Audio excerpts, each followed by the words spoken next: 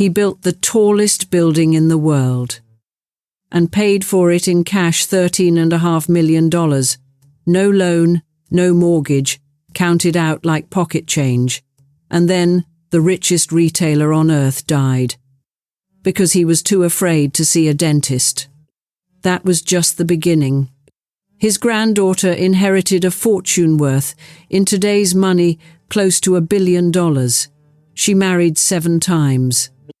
She owned palaces on 3 continents. And she died in a hotel room with $3,500 to her name. Bankrupt, addicted, alone, weighing less than 90 pounds. In between those 2 deaths, a mother's body was found in a suite at the Plaza Hotel, with her little girl nearby. A son-in-law swallowed cyanide. A grandson died of pills and alcohol on a winter night. And an only child, the last real hope of the line, fell out of the sky in a small plane over the Colorado mountains. People started calling it a curse, the curse of the Woolworth fortune, the idea that the money itself was poisoned, that every dollar of that 5 and dime empire carried a price, and the family paid it in coffins. How does the most successful retail dynasty in American history, a name on 50,000 storefronts, a name on the skyline of New York, end with a dying woman counting out her last few $1,000s in a rented room?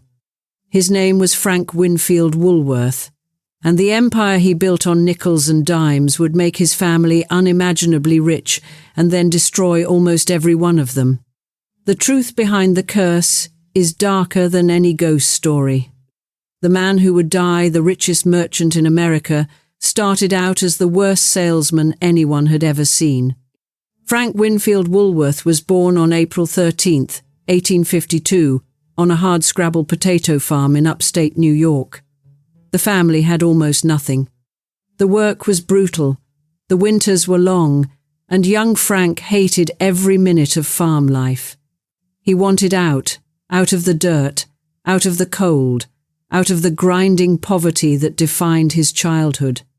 He dreamed of a clean job, indoors, in a store, wearing a clean shirt. To a farm boy in the 1860s, working behind a shop counter looked like the height of success. But here is the problem. When he finally talked his way into a job at a dry goods store, Frank turned out to be terrible at it. He was shy, awkward, clumsy with customers. He froze when he had to make a sale. His employers thought so little of his abilities that at one point he worked for no wages at all, just for the experience, because they didn't believe he was worth paying. One boss said flatly that the young man had no instinct for selling and would never amount to anything in retail. Sit with that. The future founder of a global empire was, in his 20s, considered so hopeless at the only trade he wanted that people questioned whether he could hold a job at all. He suffered breakdowns from the stress and the failure. The whole thing looked like a dead end. And then Frank noticed something on a counter that would change the history of American shopping. In the store where he worked, the owner tried an experiment, a table of odds and ends, all priced at a single nickel, 5 cents to clear out old stock. The table was mobbed. Customers couldn't resist it. There was something almost magical about a fixed, tiny, honest price you could see before you even picked the item up. Frank watched that table empty, and an idea detonated in his mind. What if you didn't just have a 5-cent table? What if you had a whole store, an entire shop where everything was a nickel, every price was fixed, every item was out in the open where customers could touch it and pick it up themselves, with no haggling and no clerk hovering over them? In 1879, he borrowed the money and tried it. His first store opened in Utica, New York, Woolworth's great 5-cent store, and it failed. Within months, it closed. The location was bad, the foot traffic was thin, and Frank's first swing at his own idea collapsed. Most people would have quit. Frank moved. He took the same concept to Lancaster, Pennsylvania, made one crucial change. He added items priced at 10 cents alongside the nickel goods and reopened. The 5 and 10 cent store was born, and this time it didn't just work, it exploded. What Frank Woolworth had stumbled onto was nothing less than the blueprint for modern retail. Fixed, low prices clearly marked on every item. Goods displayed in the open so customers could handle them instead of asking a clerk. Buying in enormous bulk to drive costs down. High volume, low margins, fast turnover. Today, this sounds obvious. It's how every store on earth operates. In 1880, it was revolutionary. Frank was essentially inventing the dime store. The variety store, the direct ancestor of every Walmart, every Target, every dollar store in existence. And he scaled it with ferocious ambition. One store became 5. 5 became dozens. He brought in relatives and partners, opened locations across the country, and built a buying operation so massive that he could squeeze manufacturers on price like no one before him. He crossed the ocean and opened stores in England, where the 3-penny and 6-penny Woolworths became a beloved institution that would last over a century. By the early 1900s, the red and gold Woolworth sign was appearing on main streets across America and Britain, hundreds of stores strong, a retail juggernaut built entirely on the spare change in people's pockets. The farm boy who couldn't sell had become one of the richest men in the world, and he had done it 5 cents at a time. And in 1913, Frank Woolworth decided to build a monument to himself that would scrape the sky. He commissioned a skyscraper in Lower Manhattan. A soaring Gothic tower of terracotta and stone, designed to be the tallest building in the entire world.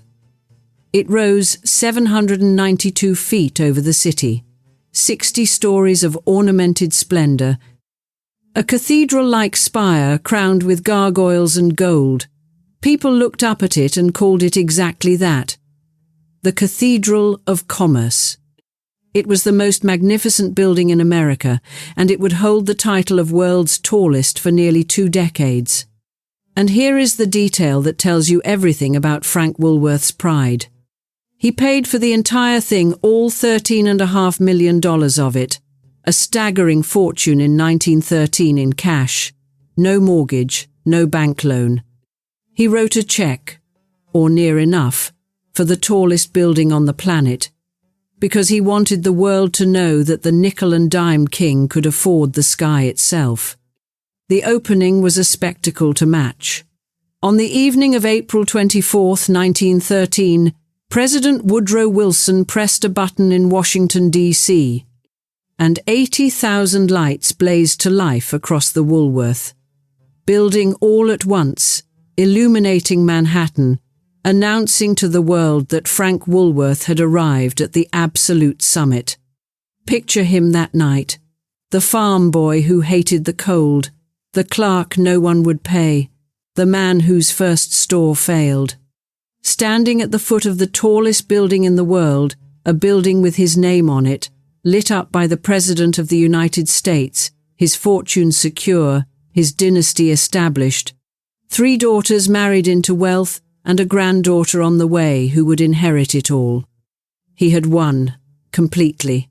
There was nothing left to conquer. But a man who builds a tower to prove he fears nothing is often a man hiding the thing he fears most.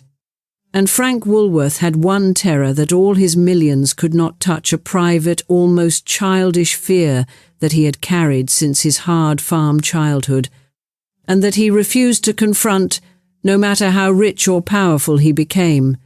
It seemed like nothing. A quirk, a harmless eccentricity in a great man. It would kill him. And the fortune he was so proud of, the cash, the tower, the empire of stores, was already beginning its strange, terrible work on the people who carried his name. Because within a few short years, the Woolworth glory would crack for the first time, not in a boardroom or a bank, but in a luxury suite at one of New York's finest hotels, where one of Frank's own daughters would be found dead, under circumstances the family would spend decades trying to explain away. And the person who would carry the deepest scar from that day was a little girl, not yet 5 years old, who was in that hotel when it happened. Her name was Barbara, and she was about to become the most tragic heiress in American history.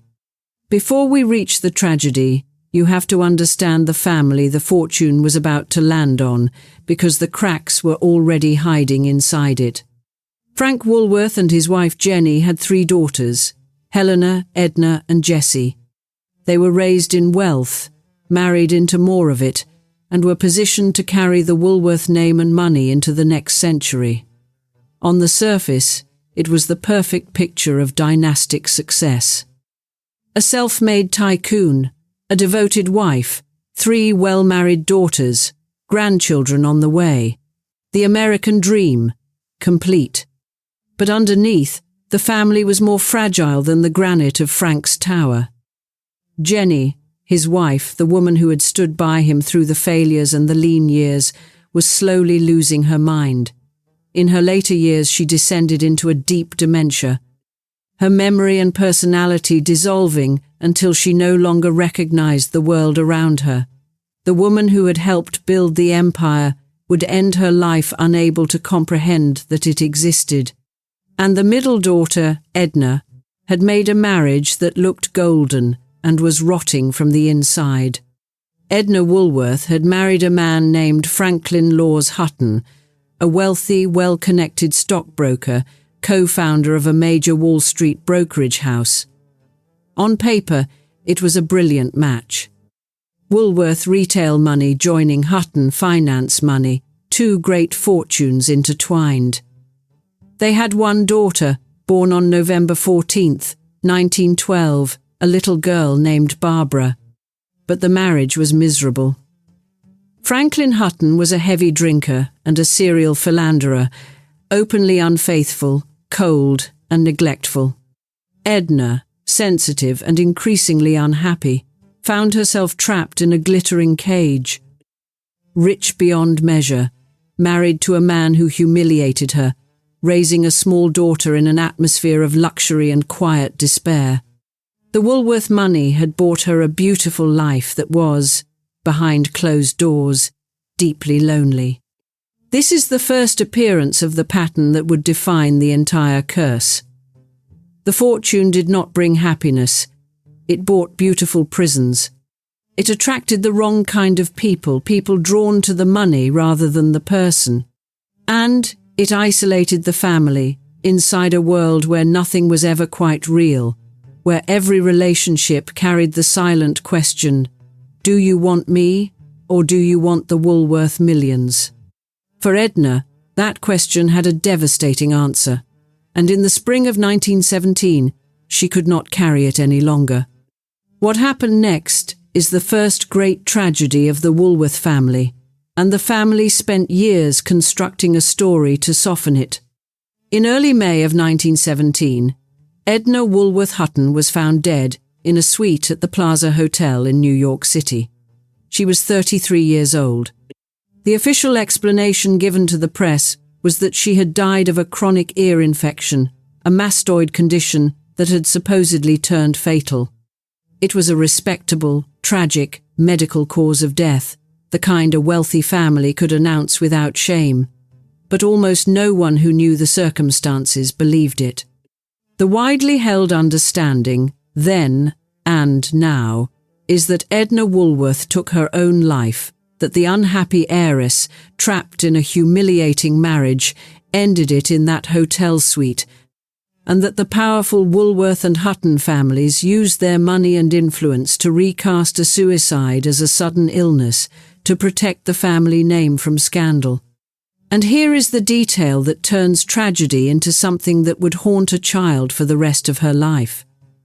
Edna's little daughter, Barbara, 4 years old, was in the hotel when her mother died. By the account that has followed Barbara Hutton through every biography, the little girl was the one who was there, near the body, when her mother was found. 4 years old, in a suite at the Plaza, with her dead mother. Whatever the exact truth of that morning, and the family made sure the exact truth would always be blurred, one thing is certain. Barbara Hutton's childhood ended in that hotel. The richest little girl in America had just lost her mother in the most traumatic way imaginable, and the loss would shape and ultimately help destroy the rest of her life. After Edna's death, Barbara's situation became its own slow tragedy. Her father, Franklin Hutton, the unfaithful, hard-drinking man, whose behavior had helped drive her mother to despair, was emotionally absent and largely uninterested in raising a small daughter. Barbara was passed among relatives, shuttled between the homes of grandparents, aunts, governesses, and boarding schools. She had every material thing a child could want, and almost nothing a child actually needs.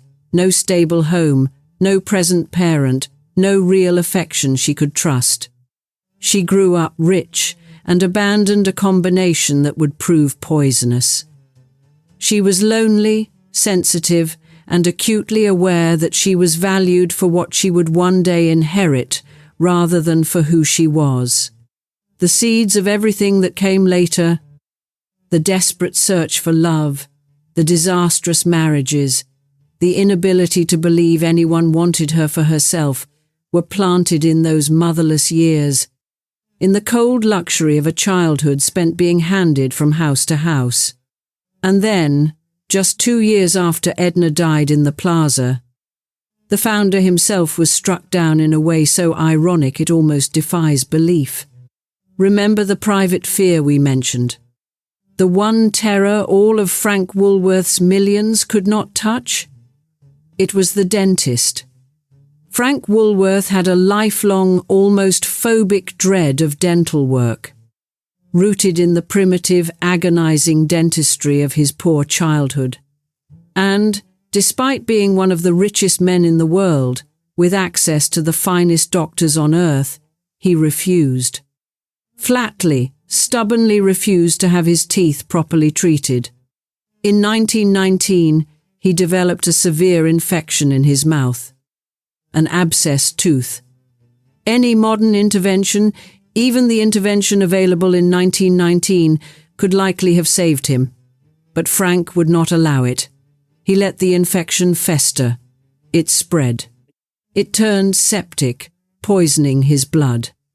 And on April 8, 1919, Frank Winfield Woolworth, founder of a global empire, builder of the tallest building in the world, the man who paid cash for the sky, died of septic poisoning from an infected tooth he had been too frightened to let a dentist treat. Think about the savage symmetry of it. The man who could afford anything was killed by the one thing he refused to buy. The richest merchant in America, dead at 66 from a problem a few dollars and a moment of courage would have solved. If you were looking for the first piece of evidence that something was deeply wrong with this fortune, that the money came with a price that no amount of money could pay, you could start right there, in the strange, avoidable death of the man who started it all. With Frank gone, and his wife Jenny lost in dementia until her own death in 1924, the vast Woolworth fortune began flowing down to the next generations, to the 3 daughters and, crucially, to the grandchildren. And the largest, most fateful share of it was destined for one person.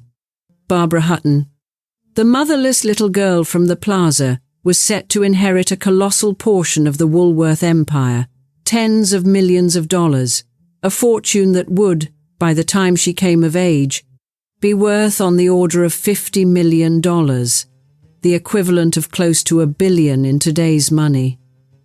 She was being set up to be one of the richest women alive before she had even grown up. And the world was watching. The press had already discovered her, the poor little rich girl, the tragic heiress, the orphaned princess of the 5 and dime empire. They gave her a nickname that would follow her, like a brand burned into her skin for the rest of her life. Because the money that was supposed to be Barbara Hutton's salvation, the fortune that should have given the lonely, motherless girl every chance at happiness, was about to become the instrument of her destruction. It would draw to her a parade of titled fortune hunters and predatory men who saw not a wounded young woman, but a walking bank vault. It would be plundered, mismanaged, and bled dry across decades. And it would buy her 7 marriages, 6 of them catastrophes, beginning with a prince who would take her millions and break her heart before she turned 22. The curse of the Woolworths was about to claim its most famous victim, and she would suffer in front of the entire world. When Barbara Hutton came of age in the early 1930s and gained access to her fortune, she became, overnight, the most talked-about young woman on the planet and the most ruthlessly hunted. Picture the setup. A shy, wounded, motherless girl raised without affection, taught by her whole childhood that nobody loved her for herself, now suddenly in control of one of the largest private fortunes in America, in the depths of the Great Depression. While millions of Americans stood in breadlines, Barbara Hutton threw a debutante ball that reportedly cost $60,000, an obscene sum for the era, and the press savaged her for it. The poor little rich girl nickname, born from her tragic childhood, curdled into something mocking. She became a symbol to a starving country of grotesque, tone-deaf wealth. But behind the glittering image was a desperately vulnerable young woman who wanted, more than anything in the world, to be loved. And that combination, enormous money and a bottomless need for affection, made her the perfect prey. The fortune hunters of Europe and America smelled it from across the ocean. Here was a fragile heiress, hungry for love, sitting on a mountain of Woolworth gold. They came for her in waves. The first to land was a man with a glamorous title and empty pockets. Prince Alexis Mdivani, a Georgian prince of dubious authenticity, one of a set of brothers nicknamed the Marrying Mdivanis, precisely because they specialized in seducing wealthy American women. In 1933, at 20 years old, Barbara married him. It was a fairy tale on the surface. The poor little rich girl becomes a princess. It was a financial mugging underneath. As part of the marriage arrangement, Mdivani walked away with a fortune. A settlement reported around $2 million, an immense sum, simply for marrying her. He spent her money, treated her with contempt, and reportedly wounded her deeply, including cruel remarks about her body that helped trigger a lifelong, catastrophic eating disorder. Barbara began starving herself, beginning a decades-long battle with anorexia that would eventually reduce her to a skeleton. The marriage collapsed within 2 years, and it set the template for almost everything that followed. Barbara Hutton would marry 7 times, and most of those marriages were variations on the same theme. A titled or glamorous man, a massive financial settlement, a period of mistreatment, and a divorce that left Barbara poorer, sadder, and more convinced than ever that she could buy companionship but never love. After Mdivani came a German count, Kurt von Haugwitz Reventlow, her second husband and the father of her only child. That marriage too turned dark, marked by allegations of cruelty and control, and ended in a bitter divorce and custody fight. By now a clear and devastating pattern had emerged. Each husband cost her a fortune. Each one took a piece of her money and a piece of her soul. The press counted them off like a grim scoreboard, and the public, which had never forgiven her for that Depression-era ball, watched her serial heartbreak with a mixture of fascination and contempt. There was exactly one exception. One husband who broke the pattern, and the contrast proves the rule. In 1942, Barbara Hutton married the film star Cary Grant. And Cary Grant was the one man who wanted nothing from her. He was wealthy and famous in his own right. He refused her money entirely. The press, unable to resist, dubbed them cash and carry. But the joke was backwards, because Grant was the only one of her husbands who never touched her fortune. For a few years, with a man who actually had no designs on her millions, Barbara had perhaps her best chance at a normal, loving marriage. It still didn't last. The damage ran too deep. The wounds of her childhood, the eating disorder, the years of being treated as a wallet rather than a woman, they had made stable happiness almost impossible for her, even with a good man. They divorced amicably in 1945. And Barbara, instead of learning from the one healthy relationship she'd had, returned to the pattern, marrying a succession of more princes, barons and playboys, including, infamously, the international playboy Porfirio Rubirosa, another celebrated fortune hunter who cost her dearly and left quickly. 7 marriages, 6 disasters, a fortune bleeding out a few million at a time, settlement after settlement, while the men who took the money moved on to their next conquest and Barbara moved on to her next heartbreak. She was, in the cruelest sense, eating herself alive. Starving her body, emptying her bank accounts, searching for a love that the Woolworth money made it impossible for her to ever trust she'd found. And while Barbara's tragedy played out in public, the curse was striking the other branches of the family too, most horrifyingly in the line of her aunt, Jessie Woolworth. Jessie Frank's youngest daughter had married a man named James Paul Donahue, a flamboyant socialite who had married into the Woolworth millions. And in 1931, James Paul Donahue died in a way that became one of the darkest chapters of the whole saga. He swallowed cyanide and killed himself. The husband who had married into the great Woolworth fortune ended his own life with poison. A shocking, scandalous death that sent another wave of grief and whispered talk of a curse through the family. But the Donahue branch's tragedy didn't end there. Jessie and James's son, Jimmy Donahue, Barbara's cousin, became a notorious, reckless socialite, famous for outrageous behavior, scandal, and a hollow life of inherited money and aimless excess. And in 1966, Jimmy Donahue died too, of a combination of alcohol and drugs. Another Woolworth heir, another fortune that brought nothing but a fast, empty, self-destructive life and an early death. Look at the pattern now, branch by branch. The founder, dead of a fear he refused to face. His daughter Edna, dead in the Plaza. His son-in-law Donahue, dead of cyanide. His grandson Jimmy Donahue, dead of pills and drink. And his granddaughter Barbara, slowly destroying herself through starvation and serial heartbreak. The money flowed down through every branch of the family tree. And wherever it flowed, it seemed to leave bodies. And here is the financial horror running underneath the human one. The colossal fortune was disappearing. Barbara Hutton's roughly $50 million inheritance, close to $1 billion in today's terms, was being attacked from every direction at once. The husbands took their settlements. The lifestyle was staggeringly expensive.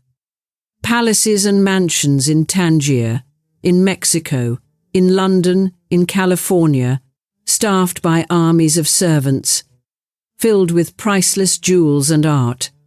She was extraordinarily generous to the point of recklessness, giving away money to hangers-on, friends, lovers, and strangers. She was, by all accounts, hopeless with money. Incapable of saying no, surrounded by people who exploited that incapacity ruthlessly. Advisors and associates mismanaged and skimmed. The jewels were sold off, piece by piece, to cover the bleeding. A fortune that should have lasted 10 lifetimes was being drained in a single one. And the more it drained, the more frantic and isolated Barbara became. Buying affection, buying loyalty, buying company, because she had never learned any other way to get it, and because every relationship in her life had taught her that the money was the only thing about her anyone wanted. But through all of it, there was one person Barbara genuinely loved, and who genuinely loved her, and he was the last real hope of the entire line. Her only child from her second marriage was a boy named Lance Reventlow, born in 1936. Lance was, in many ways, the great exception to everything the Woolworth money seemed to do to people. He grew up to be capable, driven, and genuinely accomplished. Not an aimless heir, but a real talent. He became a successful racing driver and car constructor, building his own racing cars and competing at a high level. He had his own life, his own achievements, earned rather than merely inherited.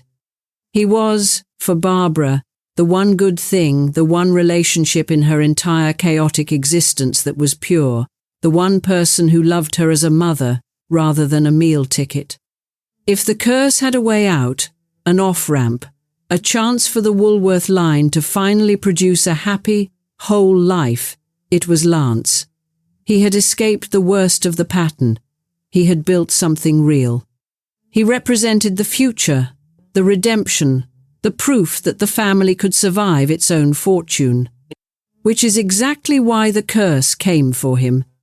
On a summer day in 1972, Lance Reventlow climbed aboard a small private plane in the mountains of Colorado, and what happened in the thin air over those peaks would deliver the final, unsurvivable blow to Barbara Hutton, killing the one person whose love had kept her alive and beginning the last, terrible descent of the poor little rich girl toward a lonely hotel room and a bank balance of $3,500.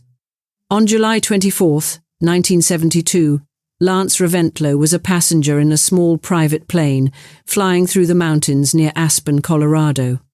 He was 36 years old, accomplished, settled, the one bright thread in his mother's frayed life. The aircraft, with another man at the controls, flew into mountainous terrain in conditions that gave the occupants no chance. The plane crashed. Everyone aboard was killed.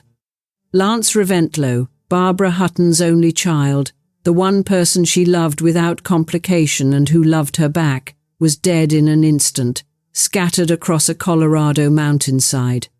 For Barbara, it was the end of the world. She had survived her mother's death at the Plaza. She had survived 6 failed marriages and the slow public humiliation of being the world's most mocked heiress. She had survived the predators, the starvation, the loneliness, the draining away of her colossal fortune. Through all of it, somewhere underneath, there had been Lance. The reason, the anchor, the one love that was real. And now he was gone, killed suddenly and violently, exactly as the curse seemed to kill everyone the Woolworth money touched. After Lance's death, Barbara Hutton effectively stopped living. Even though her body kept going for a few more years, those who knew her said something in her broke permanently and finally. The will to fight, to recover, to even pretend at happiness, it left her on that mountainside with her son. She had nothing left to live for, and she knew it. Barbara's final years are some of the most haunting in the entire saga of American wealth. A portrait of total collapse, played out in luxury hotel suites, while the last of the fortune evaporated. She became a recluse, withdrawing almost entirely from the world. Her health, ruined by decades of anorexia and the abuse of pills and alcohol she leaned on to dull the pain, gave way completely. The eating disorder that had begun with a cruel husband's insult back in the 1930s had never truly released her. By the end, she was emaciated, frail, weighing well under 90 pounds, so weak she could barely walk and had to be carried. The woman once photographed as the most glamorous heiress in the world had wasted away to almost nothing.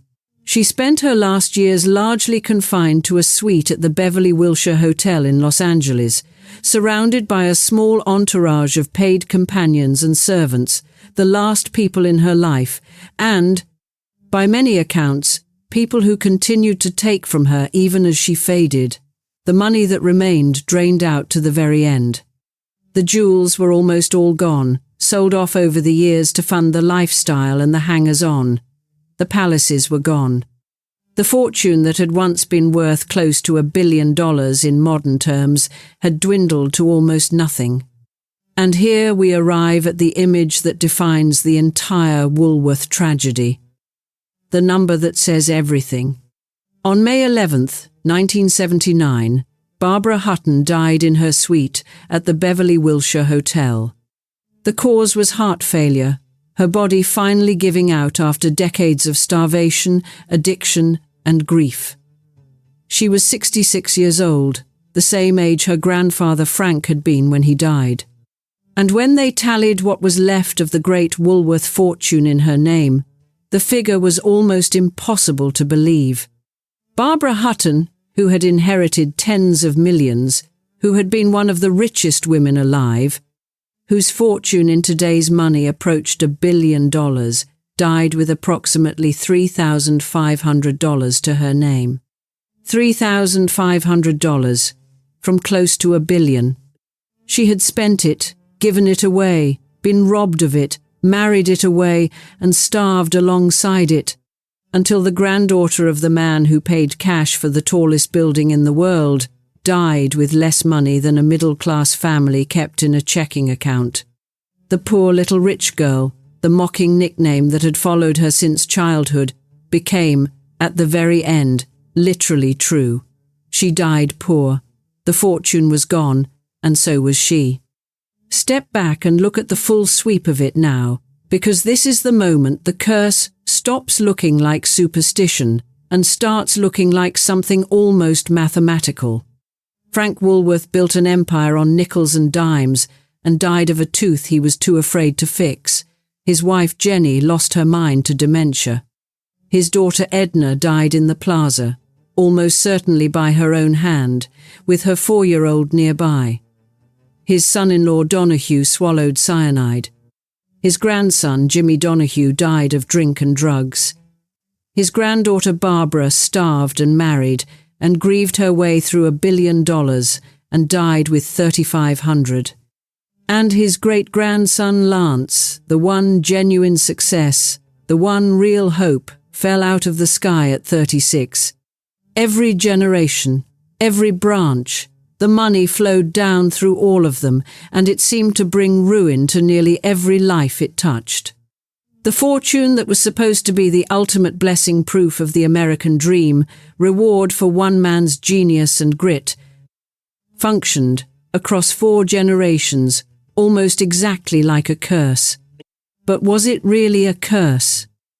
Was the Woolworth money actually poisoned, or is there a more rational, more human, and in some ways more disturbing explanation for why this specific fortune destroyed nearly everyone who inherited it? Because when you look closely at what the money actually did to these people, at the precise mechanism by which it broke them, you find something that isn't supernatural at all. You find something that should terrify anyone who has ever dreamed of being rich. And it explains not just the Woolworths, but a pattern that repeats across wealthy families to this very day.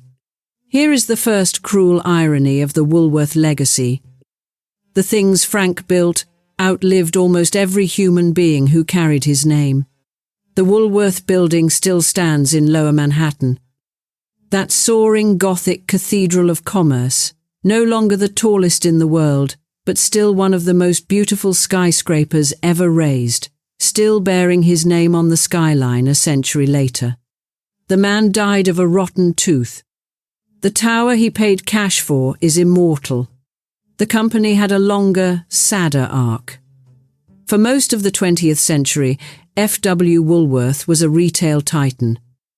50,000 storefronts in its heyday, a fixture of main streets across America and Britain, the place where generations bought their first toys and candy and dime store treasures. But the very revolution Frank started eventually devoured him. The discount model he invented was perfected by others, the Walmarts and Targets and Kmarts, who did it bigger and cheaper. The American Woolworth's five and dimes slowly died out, and in 1997 the company shuttered its last U.S. variety stores for good. In a final twist Frank could never have imagined, the corporation reinvented itself around a shoe brand it owned and renamed itself, becoming the company we now know as Foot Locker. The empire of nickels and dimes survives today only as a sneaker store. The fortune, meanwhile, was simply gone scattered, spent, starved away, buried with the people it destroyed. So was it really a curse? Now we close the loop. We opened at the very beginning, and the truth is, as promised, darker than any ghost story, precisely because there is nothing supernatural about it at all. There was no curse. There was something worse, a mechanism. The Woolworth money didn't kill people through black magic. It killed them through a process you can name, trace, and watch repeat in wealthy families to this day. Look at what the fortune actually did. It arrived suddenly and enormously, attached to people who had never earned it and were never taught to handle it. It isolated them, wrapping them in a world where no relationship could be trusted, because everyone around them had a motive. It made them targets, drawing predators who saw bank vaults instead of human beings. It removed every natural consequence, every limit, every reason to develop discipline or resilience, so that when real pain came, grief, loneliness, heartbreak, there was nothing solid underneath to stand on, only money, which can buy distraction but never meaning. And it passed all of this down, intact, to the next generation, which inherited not just the dollars, but the dysfunction, the isolation, the inability to be loved for themselves. Frank Woolworth was the only one who was happy with the money, and that's the key to the whole thing, because Frank earned it. He knew what a nickel was worth, because he'd been too poor to have one. The struggle gave him the very thing the money then denied to everyone who came after him, a self that existed independent of the fortune. His descendants got the dollars without the struggle, the wealth without the foundation, and that combination, repeated down the generations, is what looked like a curse. It wasn't a curse. It was inheritance without preparation, and it is one of the most reliable destroyers of families that exists. That's the disturbing part. The Woolworth story isn't a freak supernatural event. It's an extreme, perfectly documented version of something that happens constantly. The lottery winners who end up bankrupt and broken, the trust fund kids who self-destruct, the dynasties that collapse in 3 generations. There's even an old saying for it, shirt sleeves to shirt sleeves in 3 generations. Frank rose from the farm. Barbara died with $3,000. The Woolworths simply lived out the most famous, most tragic version of that ancient pattern. And so we close the other loop, the price that no money could pay. Every single one of these people had access to essentially unlimited wealth. And not one of them could buy the thing they actually needed. Frank couldn't buy the courage to face a dentist's chair. Edna couldn't buy her way out of a loveless marriage into happiness. Barbara, who could buy palaces, jewels, husbands, islands, anything on earth, spent her entire life trying to buy the one thing that has no price, and went to her grave, never finding it. To be loved for herself, and not for the Woolworth millions. That was the real curse. Not the money itself, but what the money made impossible. It surrounded them with everything and left them with nothing. It bought them the whole world and stole the only parts of it that matter: trust, security, love, and the quiet ability to be an ordinary person whom someone wants for no reason at all. The richest family on Main Street, America. And they died, one after another, of a poverty that no fortune in the world could ever cure. So picture the 2 images, side by side. April 1913. Frank Woolworth standing beneath the tallest building in the world, 80,000 lights blazing on at the touch of a president's hand, his name on the sky, his fortune secure, his dynasty assured. And May, 1979, his granddaughter, the heiress to all of it, dying alone in a hotel room, under £90, with $3,500 to her name, and not one person in her life who loved her for herself. 66 years apart, the same family, the same money. And between those two images lies one of the most haunting truths there is.